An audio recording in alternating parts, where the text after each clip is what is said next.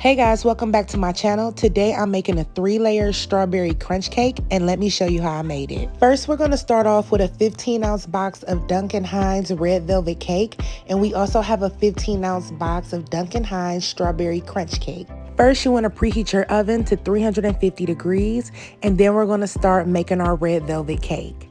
You're going to start off with 1 cup of water, 3 large eggs, and 1/3 cup of vegetable oil. You're going to mix until it's well combined, and you're going to mix it for about 2 to 3 minutes. Now you want to grab another bowl and repeat the process by adding in your cake mix, your 1 cup of water, 3 eggs, and vegetable oil, and mixing it till it's well combined. Then we're going to take our cake mix and pour it into an 8-inch round cake pan. We're going to throw this in the oven for about 28 to 30 minutes according to the instructions on the box. Now let's move on to our cheesecake. We're going to start off by taking 2 8-ounce packs of cream cheese and throwing them into our mixing bowl. I have the cream cheese at room temperature so it's easy to blend. Then you're gonna throw in your cornstarch along with your heavy cream, and you're gonna mix it until it's well combined. And if you don't have a stand mixer like a KitchenAid, you can definitely use a hand mixer as well. Now that we have our cream cheese mixture nice and smooth, you wanna add your eggs in one by one. So add in 1 egg, mix it up really well. Add your second egg, mix it up well, and do the same thing with the last egg. And then once that's well combined, we're going to add in 2 tablespoons of vanilla extract. Then we're going to add in our 1.5 cups of white granulated sugar, and we're going to mix it up until it's smooth and it's creamy like this. As you can see, I lined the 8-inch baking pan with some parchment paper, and I have an 8-inch pan full of water under the cheesecake to avoid any cracks in the cheesecake, and we're going to bake it on 325 for about 45 minutes. Now we're going to move on to the strawberry crunch topping. I pulled out my food processor. I threw in about 20 vanilla Oreos. I blended them up, and then I added in some strawberry jello, about half the pack or 3 ounces, and then I'm going to blend everything until it's thoroughly mixed. Now we're going to add in about 1/2 stick of melted butter, and we're going to just pulse this or mix it up some more in the food processor. I know some people make their strawberry crunch topping different ways. Some people like to add flour to it. Some people like to use vanilla wafers.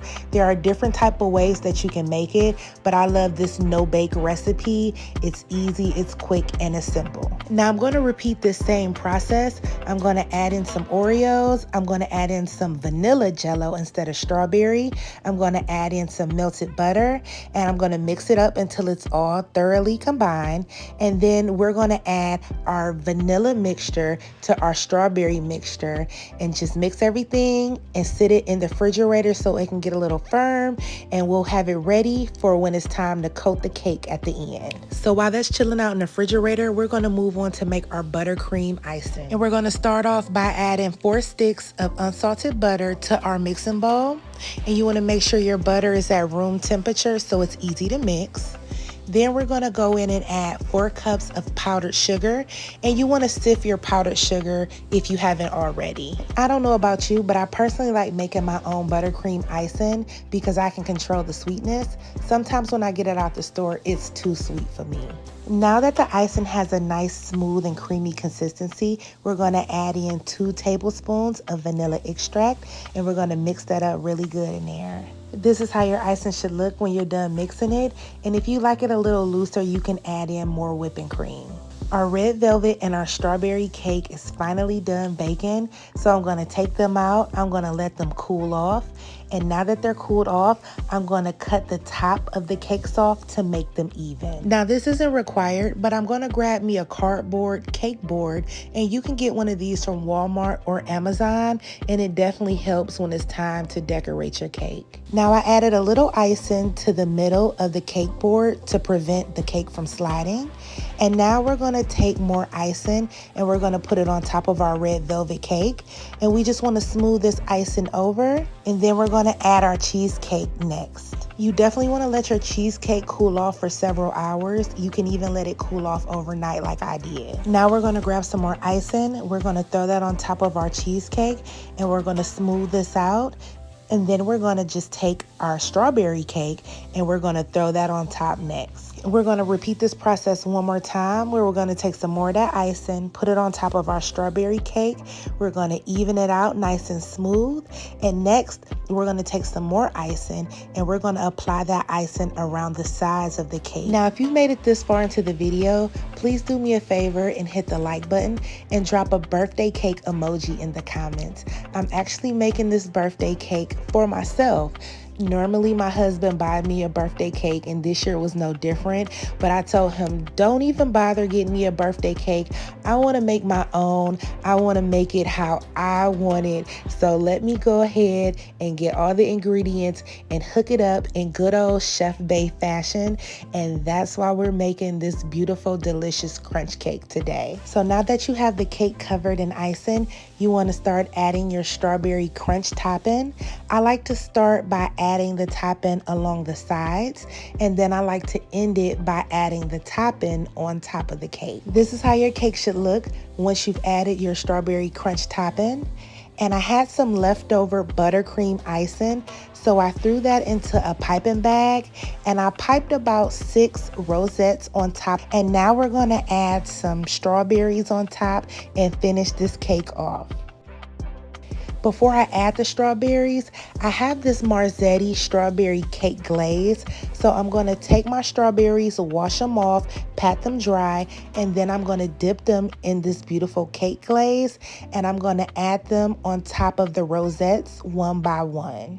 I really love how this cake is coming together. We're almost done, but not quite done yet. Now, some people like to add that strawberry crunch topping over the whipped cream, and then they like to put their strawberries on top, but it's totally up to you how you want to design your cake. Now, here's a cool little tip to add your Oreos to the cake. You just want to take some icing, you want to add a little lime, and then you're able to successfully adhere those Oreos to the cake. And then we're going to take it a step further. I took a couple strawberries, I diced them up, and then I added some of that Marzetti strawberry glaze, and we're going to mix this all up, and we're going to put this into the middle of the cake. And in my opinion, this cake came out perfect.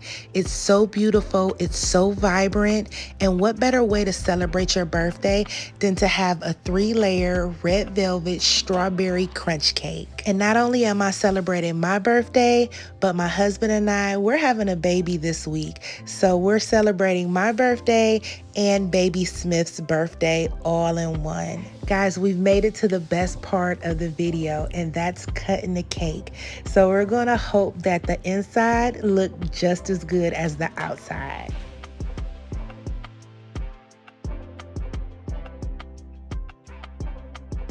And it's safe to say this cake came out absolutely perfect. It's definitely a 10 out of 10. From the flavors to the composition of the cake to the design of the cake, I have no complaints whatsoever. I'm definitely gonna hurt myself trying to eat this cake. I know my husband, he'll have a little bit, and even though I can only eat so much, I'm gonna eat enough for me and baby Smith to enjoy our birthdays.